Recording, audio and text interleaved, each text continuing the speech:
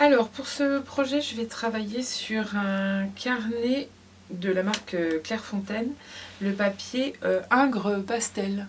Voilà. Donc là, c'est un carnet avec les couleurs. Alors, là, c'est teinte vive. Vous avez aussi un autre carnet en teinte plus claire. Il y a 8 couleurs de feuilles. C'est du 130 grammes. Donc, j'ai été un peu surprise. J'avais pas vraiment fait attention quand j'ai commandé au grammage. C'est un assez grand carnet, hein, il fait 36 par 48.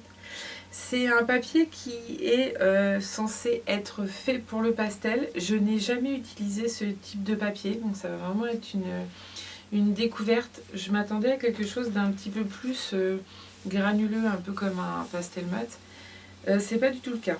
C'est un papier qui est texturé. On sent sous le doigt, ça fait plein de petites rainures. Il est assez beau, hein, ça fait un petit côté un peu chimique. Bon, par contre, il est très fin. Enfin, c'est un 130 grammes, donc il est léger. Il y a des petites feuilles de papier de soie entre chaque page. Bon, bah écoutez, je vais tester, on va voir ce que ça donne. Est-ce que c'est un papier qui a besoin de fixatif ou pas? Je n'en sais rien du tout, ça va être vraiment un test.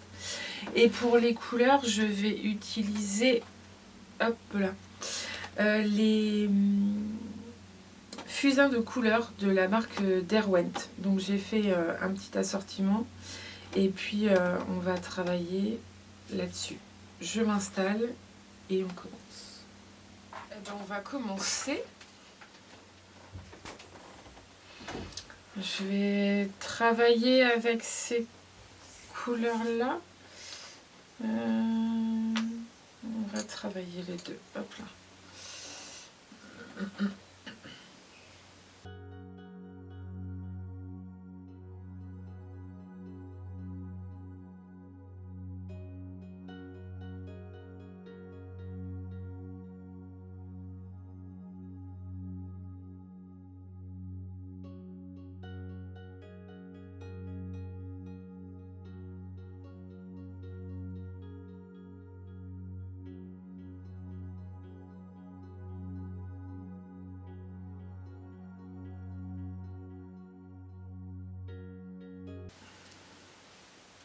Je vais ajouter juste une couleur.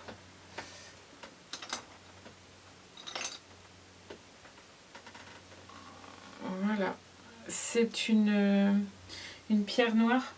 Et l'avantage, c'est que je la mets ici. Elle a une mine assez dure et je vais pouvoir la poncer de manière à avoir un tracé fin. À moins que ce soit celle-ci. Non, c'est celle-ci. Je ponce ça, j'arrive. Je suis revenue avec ma pierre noire un peu plus aiguisée. Je vais prendre un papier de soie. Hop là. Ça va m'éviter d'appuyer et de badigeonner.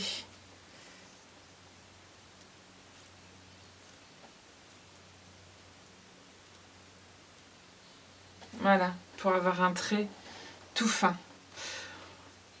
Il y a un truc que j'ai pas encore dessiné, c'est les filins. On verra après.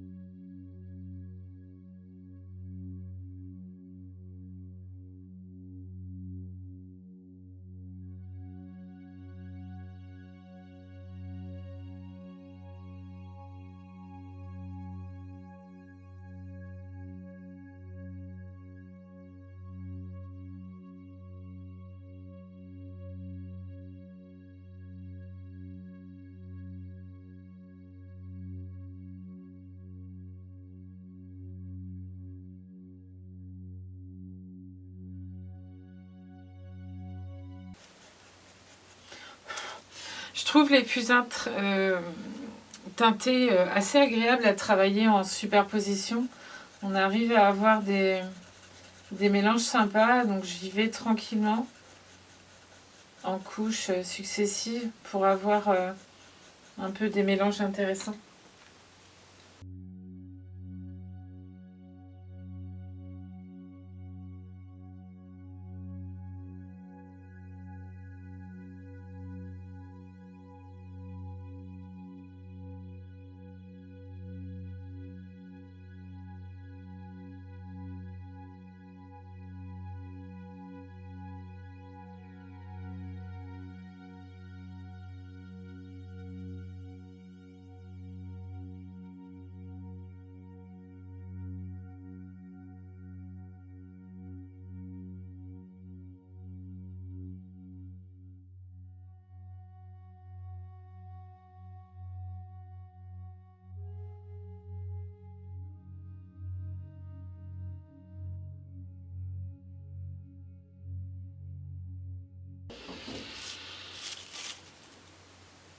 Voilà. Celle-là est peut-être un petit peu trop accentuée par rapport à celle-ci. Je vais essayer de rectifier.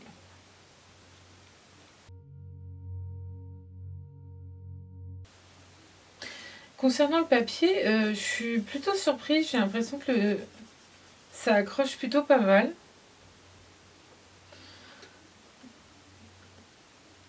Après, je sais pas trop comment ça se passe en termes de saturation de matière. Mais pour l'instant, en tout cas...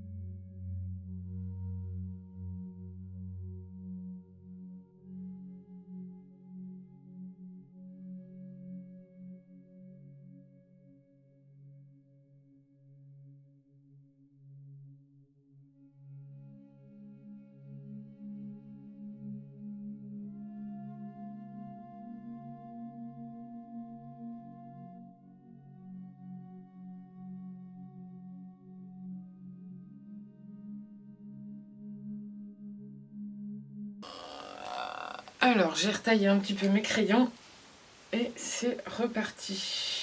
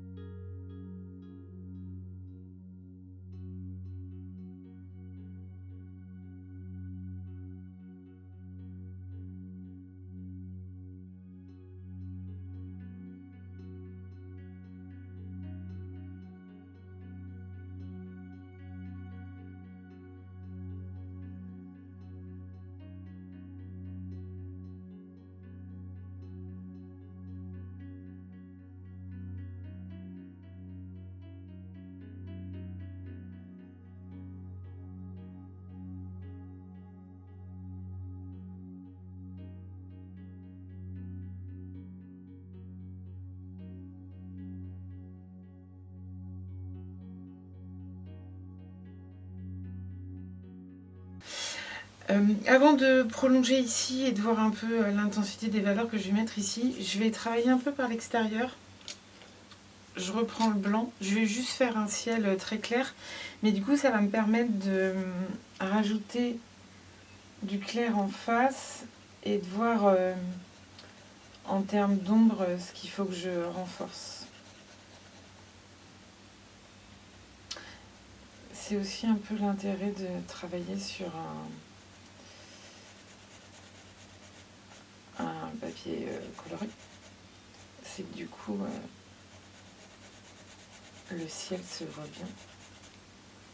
On peut travailler un blanc, une couleur, enfin, c'est plutôt intéressant. Et puis ça va aussi du coup renforcer mes contrastes. Hop, que je mets une couleur. Ça c'est une craie blanche, du coup elle est un petit peu plus dure. Je vais la combiner.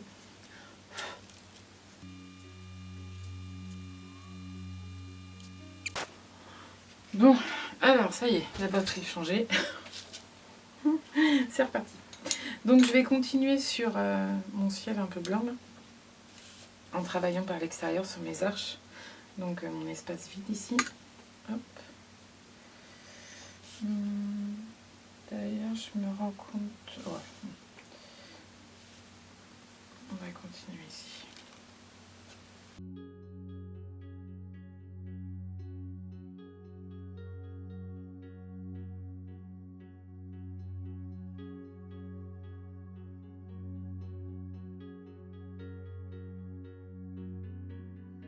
Et là, on peut travailler blanc un petit peu plus léger, comme un effet de nuage un petit peu, et jouer un peu avec le fond.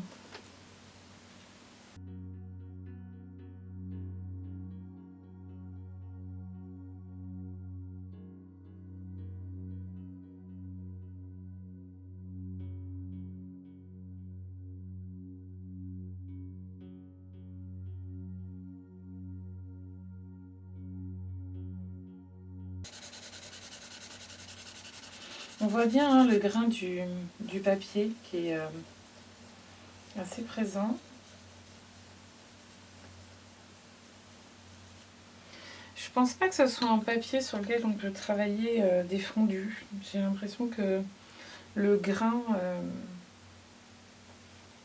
empêche en quelque sorte. Enfin, après, il faudra faire plusieurs tests pour se rendre un peu plus compte. Mais...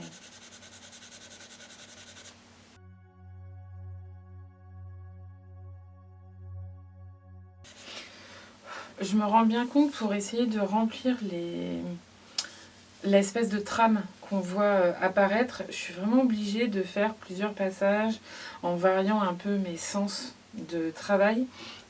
Donc je ne pense pas que ce soit un papier sur lequel on puisse travailler des fondus comme sur un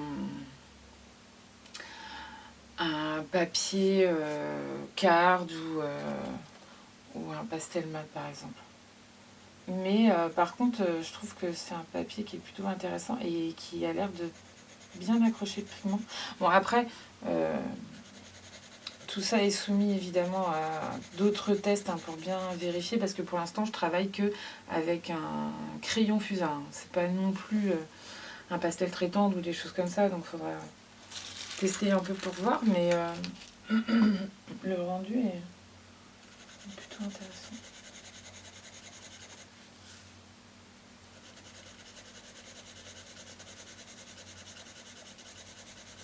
Il est moins granuleux que peut l'être certains autres papiers spéciaux pour le pastel, mais la trame du papier a l'air de plutôt bien accrocher le pigment.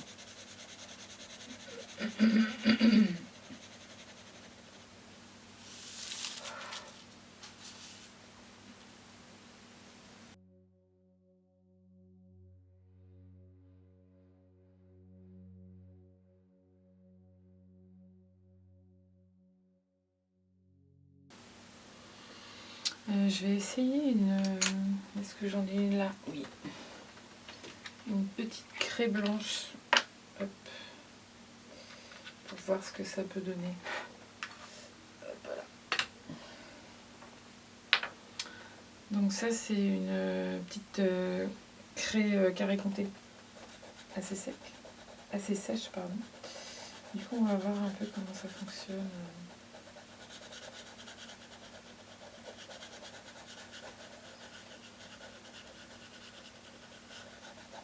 Alors on voit bien, hein, c'est un pigment de pastel, donc il est plus fort que mon fusain blanc. Et bon, ça va, les deux arrivent plutôt bien à s'intégrer. Et on va tester. Voilà. Ce que ça donne quand on fait des mélanges. Ah, ça va.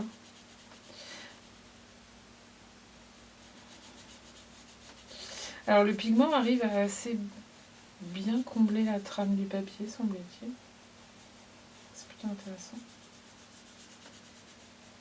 Donc voilà, il faut vraiment, quand vous avez nouveau matériel, n'hésitez pas un peu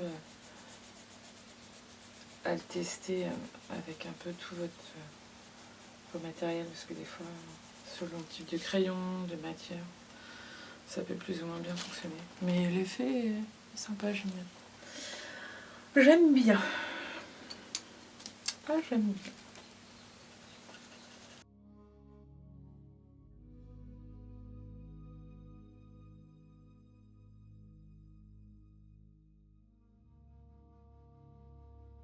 Là, on voit bien, hein, mon pont commence à tout de suite ressortir, hein, en ayant mis le blanc autour. Hein, on voit mieux l'architecture apparaître. Je vais continuer. Donc on va voir. Je vais le tailler après celui-là.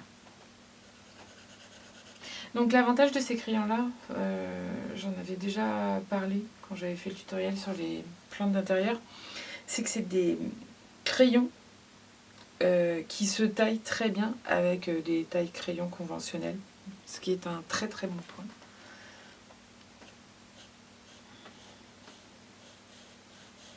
Parce que quand on a des crayons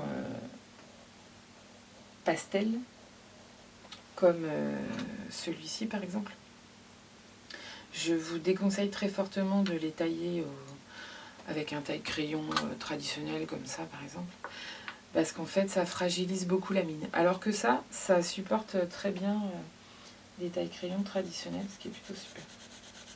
Après, si vous préférez, vous pouvez les tailler au cutter, comme vous pouvez le faire avec vos crayons pastel, il n'y a pas de problème. D'ailleurs, petit point d'intérêt,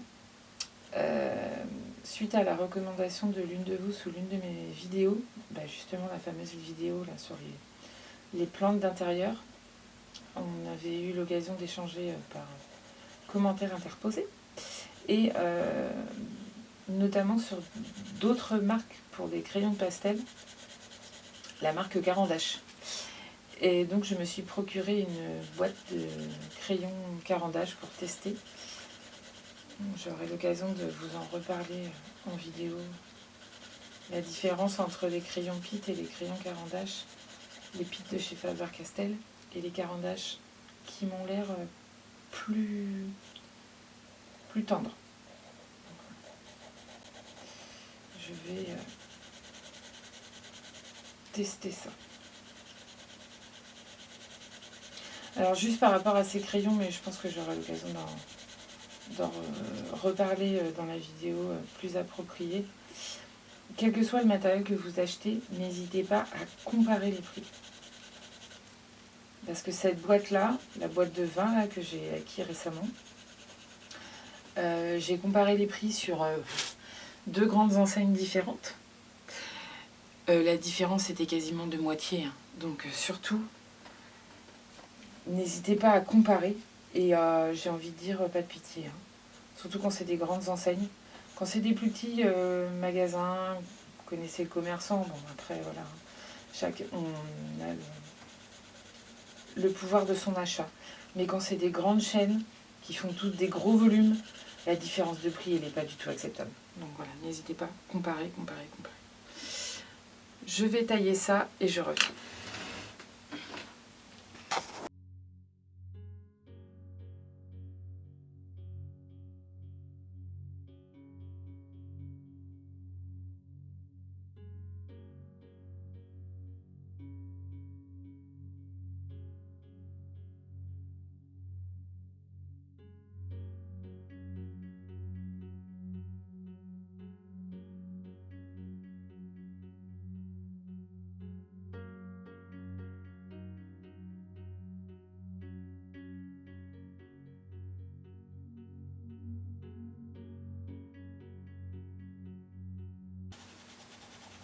Donc quand j'ai fait mon dessin, j'ai prolongé ma ligne là, mais en fait si je regarde bien, on voit bien un espace, mais derrière ce qu'on voit c'est pas mon ciel, c'est la pile de mon pont. Donc dans ces cas-là, je reprends cette couleur et je viens.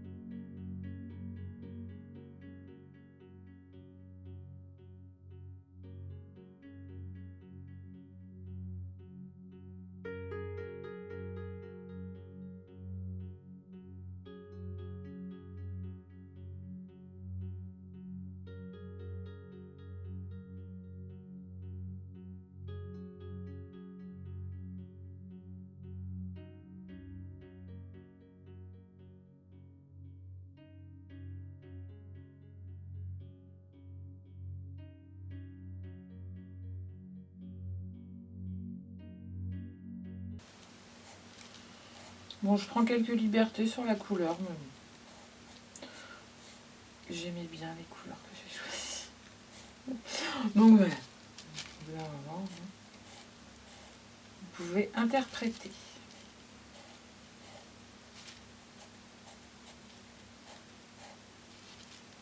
Et au contraire, à partir du moment où vous avez une base de dessin qui est sûre, vous pouvez sans problème interpréter, puisque bah, voilà, ça ouvre la porte à des libertés, puisque vous partez sur quelque chose de solide à la base. Donc après, vous pouvez vous permettre plus.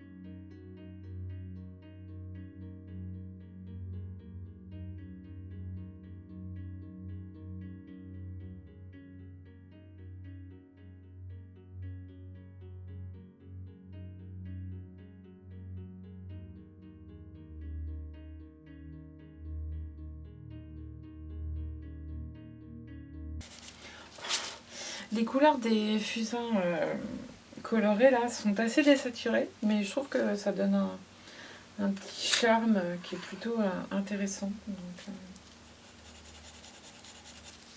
c'est vraiment des couleurs, je trouve, agréables à travailler.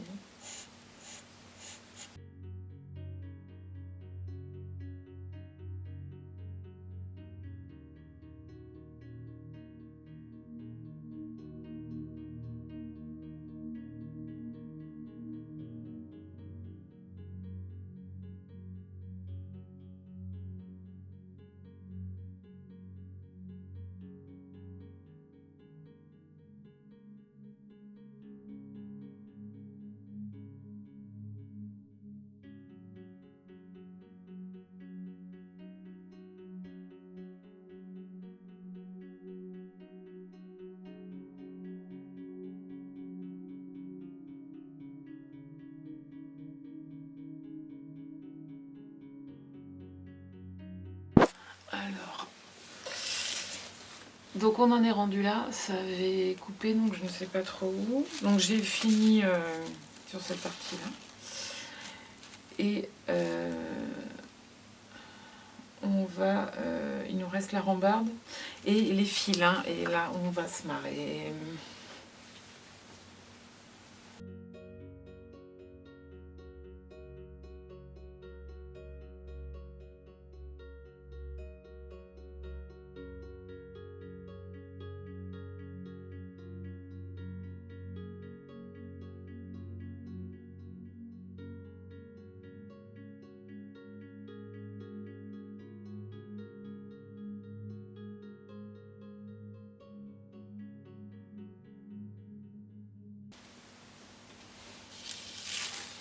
Voilà, là j'ai suggéré ma rambarde sans dessiner des choses trop fortes. Ça me permet de rester assez légère dans mon tracé.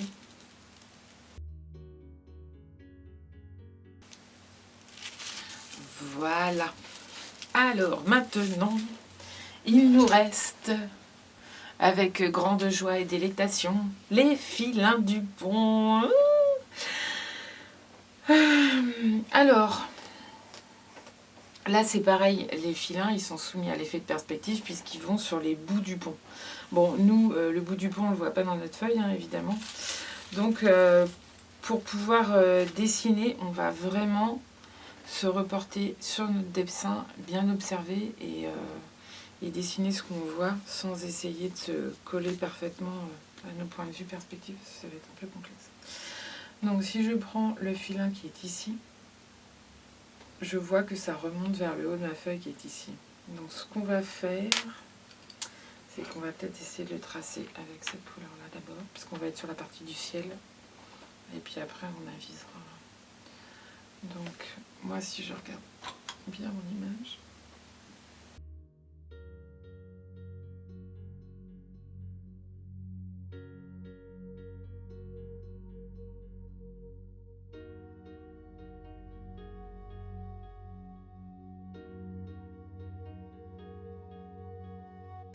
hop là, voilà. Bon, c'est pas si mal, ça fait un peu corde à linge mon truc, mais bon, ça peut aller encore. Après, j'ai des verticales ici. Je vais en suggérer quelques-unes, mais pas forcément dessiner plus que ça. Donc pour ça, je vais me mettre debout, ça va être plus facile pour moi. Toujours en tenant mon crayon dans ce sens-là. Je vais les suggérer en haut, mais pas forcément les descendre trop bas. Donc là, je vais en commencer un et je vais suivre mes lignes de perspective comme je les ai ici. Alors, une petite astuce qui peut être plutôt intéressante. Je vais prendre une feuille que j'ai devant, voilà, une feuille libre où j'ai imprimé des documents derrière, ça c'est pas grave. Je positionne ma feuille, donc là j'ai ma ligne de perspective, je vais la positionner voilà, plutôt comme ça, c'est plus facile pour moi. Voilà. Et en suivant l'effet de perce, donc tac tac tac comme ça, là je positionne ma feuille et je vais l'utiliser comme guide. Vous voyez? Et là, j'ai une verticale. Alors, on fait attention hein, à ne pas positionner la feuille correctement dans une ligne de perspective qui ne serait pas identique aux autres. On se met bien dans le même effet de perspective en suivant un peu les verticales que j'ai déjà dessinées sur mon dessin. Hop là. Et je vais y aller comme ça pour faire mes fils.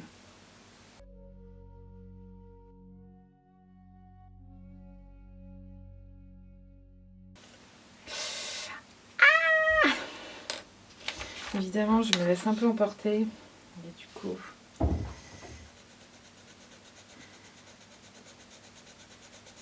peux retraper avec le blanc un peu pour effacer mon effet. Alors on y va doucement hein, parce que je me laisse un peu emporter quand je descends mon crayon.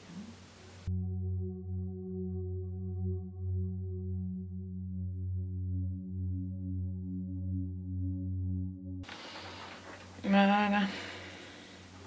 Bon, je vais pas en dessiner plus parce que j'ai plus peur de gâcher mon tracé qu'autre chose.